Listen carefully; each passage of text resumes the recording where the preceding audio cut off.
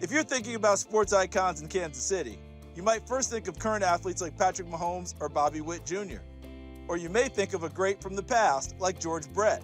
But fans in Kansas City will tell you that few sports legends in this town are as beloved as Buck O'Neil, and it's more for who he was as a person than his athletic achievements. But Buck was a great athlete. He played in the Negro Leagues from 1937 to 1955. Buck O'Neil was a great player in the Negro Leagues. You know, joining the Memphis Red Sox in 1937, coming to Kansas City in 1938, and of course he had an affiliation with this great city all the way until the day he died. Great first baseman, 288 lifetime hitter, great defensive first baseman. Buck could absolutely pick it. Buck never got to play in Major League Baseball because of the league's color barrier. He would break into the majors in a different way later, though.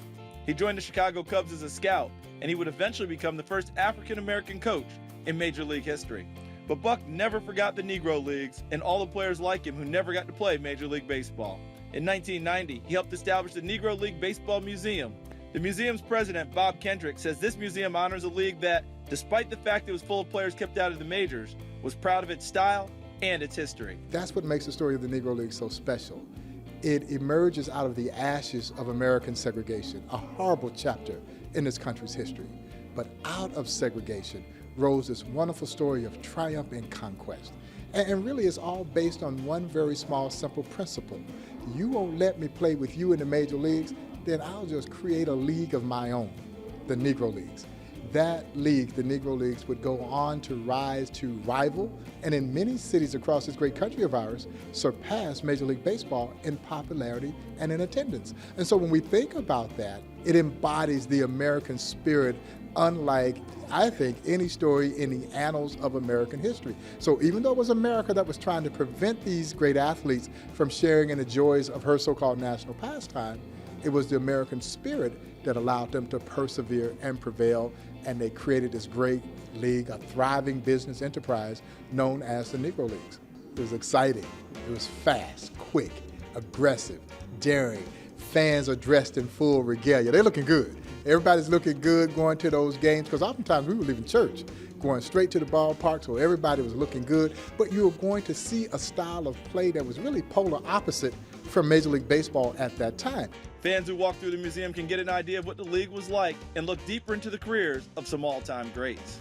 Cool Papa Bell, Hall of Famer, still believed to be the fastest man in the world, clocked him circling the bases in 12 seconds. You know, Satchel said he was so fast he could walk in the room, turn off the lights, get in bed, pull up the covers before the room went dark. And then, of course, there's the great Josh Gibson, who many would call the Black Babe Ruth. But there are others who saw Gibson play who would call Ruth the White Josh Gibson. What about Oscar Charleston, whom Buck O'Neil would say till the day he died, the greatest all-around baseball player he'd ever seen. He thought Willie Mays was the greatest all-around major leaguer, and most concur. But he thought Oscar Charleston was the greatest baseball player he had ever seen.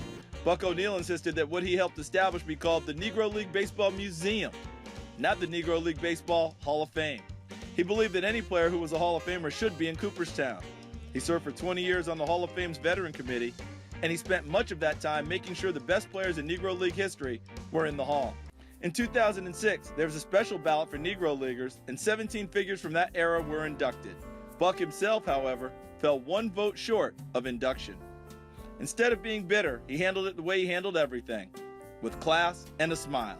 What I remember about that occasion was the way that he handled the disappointment of not getting in. He never said a disparaging word about anyone who had anything to do with that decision. He stood up, he took it like a man. Matter of fact, he implored and encouraged all of us not to be bitter about the decision. And then he did something that I just found to be almost incredible in itself.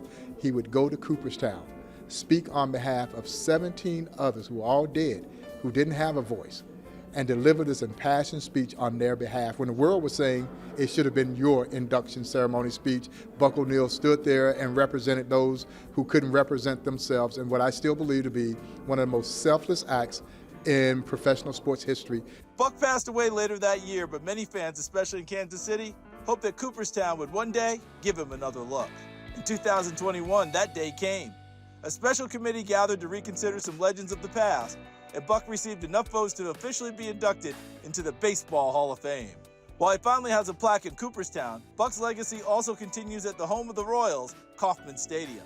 At every home game, the Royals honor a charitable person in the community by giving him or her the honor of sitting in the Buck O'Neil legacy seat. The idea that Dan Glass and those involved with the Kansas City Royals organization came up to remember Buck by creating the Buck O'Neil legacy seat was absolutely brilliant. You know, it was the best way to remember Buck. And so when Buck passed away, he had his designated seat there at the Royals where he sat for years. You know, he was still labeled a scout, even though those days he really wasn't scouting as much, although he'd sit there and chart pitches, but it was more PR, signing autographs, hugging, taking pictures.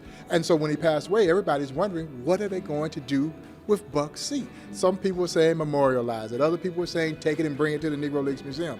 Well, Dan Glass had the idea of a nomination process that would recognize ordinary people who did extraordinary things. And that became the Buck O'Neil Legacy Seat program. The club has been doing this since 2007, and no one has missed sitting in Buck's seat. Buck O'Neil spent his life fighting for equality and recognition for players who didn't get a chance to play a game they loved. Not only did he succeed, but in the process, he became a legend himself.